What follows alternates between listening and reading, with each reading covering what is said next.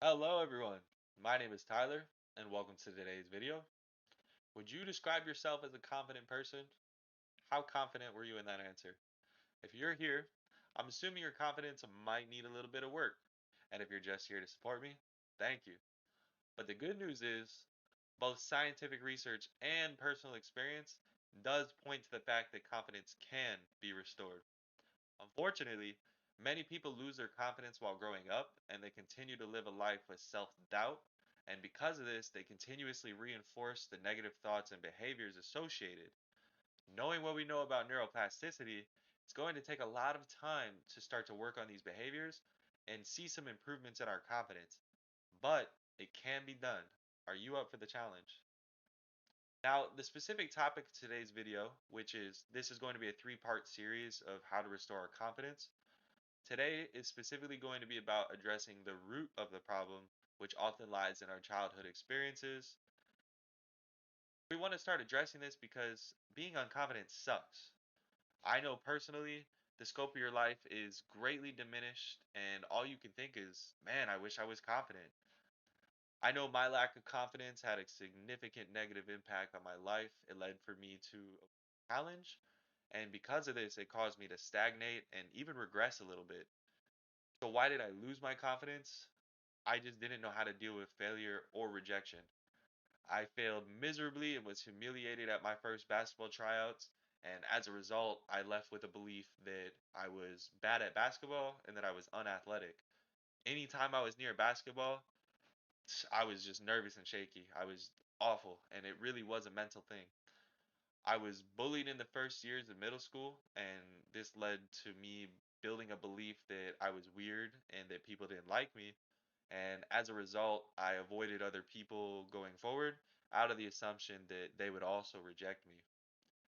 I also got told that I was a moron and incompetent by people that I genuinely looked up to, and this led me to build a belief that I was incompetent. And as a result, I struggled to believe that I was worthy of praise or even accomplishment.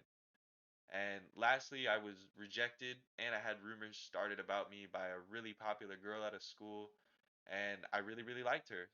This led me to form a belief that I was not worthy of a beautiful partner, and as a result, I couldn't hold a conversation or maintain eye contact with any woman, regardless, even a beautiful woman.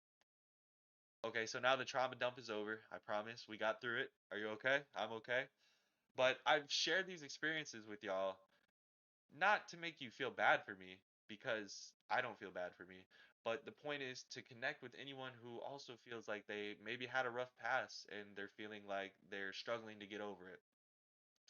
Those things are long in my past now, and thankfully I've gone through the process of unpacking them and restructuring them. They no longer have power over me, but they did for years. I missed countless opportunities due to my lack of confidence, and if you have unresolved traumas, I'm absolutely sure you're sick of missing out on life and you're ready to live a more fulfilled life. Those things stuck with me for so long, and they caused me to live a subpar experience of my life of what it could be like. And I now live with much more confidence in myself in all areas. I'm not going to lie to you, I'm not perfect yet, though. I still do have some work to do on certain things, but I'm very proud of how far I've come. I am now a good athlete in most sports. I did go to college, so I'm proud of that. Uh, I have wonderful friends. I have proven my competence in my work and in my school, and I have been with beautiful women. Not to flex, but I did address that I've conquered my insecurities. To get here, I went through years of restoring my confidence, though, and I want to highlight that the fake it till you make it strategy did not work for me. For me, it all began with just a review of my past so I could find the origin of where my confidence issues came from. Once I found this, I was finally able to start seeing some progress with my confidence. The truth that I found was that we all were confident at some point. We simply just need to identify what causes to feel that we should be unconfident, which is part excuse me, part 1. Then we need to take the steps to challenge these beliefs, which is part 2. And then finally, we're going to start to take some action to restore the confidence, which is part 3. In today's video, I'm going to be specifically talking about the roots. I'm going to be talking about what confidence is, what trauma is, why the relationship is important, and how we can start to utilize our past as a way of rediscovering our once had confidence. So let's start talking about what is confidence.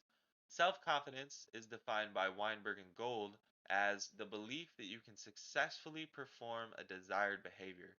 Pretty simple, right? The truth is, though, this is our default state. A baby doesn't look at another baby and think, wow, that guy walks so good. I'll never be able to walk like that. They just go for it. They fall down and they get back up. It's not until we become socialized and self aware that we start to lose our confidence. We start to care too much about how we're perceived rather than just doing things regardless of the outcome. We fail or we receive rejection, and as a result, we perceive it as personal shortcomings rather than as opportunities to grow. The moral of the story is when doing things, be more like a baby. So now let's talk about trauma. What is trauma? According to mind.org, trauma is when we experience very stressful or frightening or even distressing events that are difficult to cope with or out of our control. It could be one incident or it could be ongoing events that happen over a long period of time. Honestly, I feel like trauma has been a bit overused lately. I would like to point out here, I'm trying to highlight that it is subjective. What traumatizes one person might not traumatize another, and vice versa. And this also means not every bad thing that's happened to someone is a trauma. And it also means it doesn't have to be a crazy thing to be a trauma either. The thing here is, it really just depends on the impact it has on the person's brain. Speaking of the impact, trauma can literally alter your brain structure and its function. Research shows that adults with PTSD have a reduction in the volume of the hippocampus and an increase in activity in the amygdala. The hippocampus, it's a part of our brain. It just processes short-term memory into long-term memory, and the amygdala is responsible for our fear response. So if our hippocampus is smaller, we're going to struggle to form short-term memories. Because of this, we're only going to have the bad memories and we're not going to be able to replace the bad ones with good new ones. If our amygdala is hyperactive, we're going to be much more likely to respond to challenges with fear and avoidance rather than confidence. At this point, our brain is in survival mode because when a trauma happens, to the brain, it's like, oh my God, I almost just died. Let me avoid that and never let it happen. Our brain is designed for us to survive, not to thrive. We need to keep that in mind. It's on us to step in consciously and mediate it so that we can live a fulfilled life. The brain is really efficient, and once it's in survival mode, if anything triggers that old trauma, it's going to just automatically snap back into that process of fear until we become aware of it and then we step in. So why is this relationship important? The relationship between trauma and confidence, it really highlights that it can be difficult to fix confidence issues if it's rooted in trauma. If we don't address the trauma and we're trying to be like, why am I not confident and we're not making any progress? It's because we haven't gotten to the root of the problem. So sometimes minor things like lack of skills or experience, these can cause us to be like, oh, I'm kind of incompetent, right? But when it comes to trauma related confidence issues, we have to explore them. It literally changes the structure and function of our brain. So we have to be aware that it can literally shape our brain in a way that can make us prone to be less confident. And if we don't understand this and we just keep letting the automatic processes happen, we're going to be stuck in this cycle of unconfidence. So according to Lee and Liang, Herman's research found that beyond PTSD symptoms, female victims who have experienced domestic and sexual violence also develop six other symptoms, including affective dysregulation, changes in consciousness, self-perception disorders, misperception of perpetrators, relationship problems, and value system transformation. So while that is an example of an extreme trauma, and I'm not in any way comparing it to mine or anyone else's, it does highlight how much it can have an impact on your brain. It can literally cause you to have changes in consciousness and develop self-perception disorders. If that doesn't highlight how important the relationship is, I'm not sure what will. Now we understand what confidence is, what trauma is, and the relationship a little bit better. We want to start getting to the roots and understanding how to get there. The turning point in my life came when I understood why I felt unconfident. This did require a lot of deep work, and it was a lot of a lot of painful and uncomfortable memories and feelings I did have to go through. Now, it sucked, but I would argue that living a life of unconfidence is much more painful. So, hear me out and just see if any of my suggestions work for you. Some of these things I did learn on my own, and others I learned in therapy, but I believe I got a good mix of things that work for me. The first thing is you want to perform a self inventory. So this can be done on your own, but it might be easier if you do it with a therapist. Pretty much you're just searching yourself for everything you're unconfident about. You want to consider specific things like things, people, places, whatever triggers you to feel unconfident. Then we want to explore our past for incidences that might have caused these feelings. I recommend journaling this. It's just a lot easier. If you're trying to just think about it in your head, this is a lot, so it's probably not going to work out. Again, this might be painful and uncomfortable. The old feelings are going to resurface. Just hang in there, understand what's happening, and then we can start to let go of these feelings so they don't have the same power over us anymore.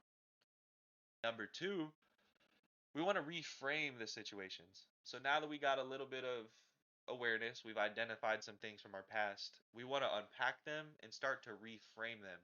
You got to remember you were probably a kid when these things happened to you, and kids just they're not capable of understanding the full scope of everything. They very much internalize things as being their fault. So we gotta learn how to reframe the situations so that way we can resolve ourselves of the responsibility and not take it as personally. So I'll use myself an example here. When I failed my first basketball tryouts, I took it extremely personally. But the thing was, I was just a tiny 11-year-old kid. I had never practiced before. Honestly, I just shot a ball around one day and I was like, "Oh, I'll try out. This looks fun." The kids I was going against were much better practice, and honestly, even though I was in middle school, these kids were big. Like some of them were grown ass men, I swear. And I also did have undiagnosed diabetes at the time. I wasn't diagnosed until I was 13. So I was performing these intense workouts and exercises while at a blood sugar of around 3 to 400, which is very, very difficult. So I wasn't unathletic or incapable of doing these things or playing basketball. It's just I was a tiny kid. I needed way more practice, and I could barely control my body because of my blood sugar. So once I was able to realize those things, I was able to be like, wow, if I just practice and keep my blood sugar in control, and now I'm a lot bigger, I'm not tiny, I can get good at basketball. And as a result, I was able to practice and get decent at basketball. I'm still kind of trash, but I'm decent. The third thing we want to talk about is talk about it. You've now identified the situations and you've emotionally processed them somewhat. And to finish the process, it really, really does help to talk to someone else about it. You relieve some of that energy from out of yourself. They might even provide some insight or a point that you might have missed that can help you do the last step I just mentioned of reframing. And whether this is a professional or even just a close friend, just talk to someone about it. I truly believe that it helps relieve some of the power of the emotions and it does help you accept it. I didn't open up about anything I just mentioned for myself until I was like 22. And once I did, it really changed my life. I felt so much less internal pressure. It felt like I just released a valve, right? I was able to let go of these things and accept it much better when I did talk about it to a close friend. So now to wrap up, today we talked about what trauma is, what confidence is, and their relationship. I also gave you three strategies, three steps for how you can start to work through and process and discover your roots of why you might have some of these confidence issues. I do assure you that if you go through these three things and you take the knowledge that I provided with you before, you will be able to start to understand the roots. And as a result, we can get to the next videos, which I'm going to be talking about how to process these feelings better, how to work through them because they're going to re-arise when you try and do things. And then finally, we're going to talk about taking some action on how to just prove to ourselves that we are confident. I appreciate you popping in and checking out the video today. I really, really hope you found this information insightful and hopefully a little inspirational. I did share some personal things, and I hope you're feeling a little bit better about yourself if you are an unconfident person. So if you haven't subscribed yet, please do. Also, if you enjoy reading, I have a blog where I write about the same exact things that I'm talking about here. That is tylersguide.us. I'll be sure to link it below. Thank you again for coming in and watching the video today. Take care and best of luck in your journey to discover the roots of your traumas and confidence issues.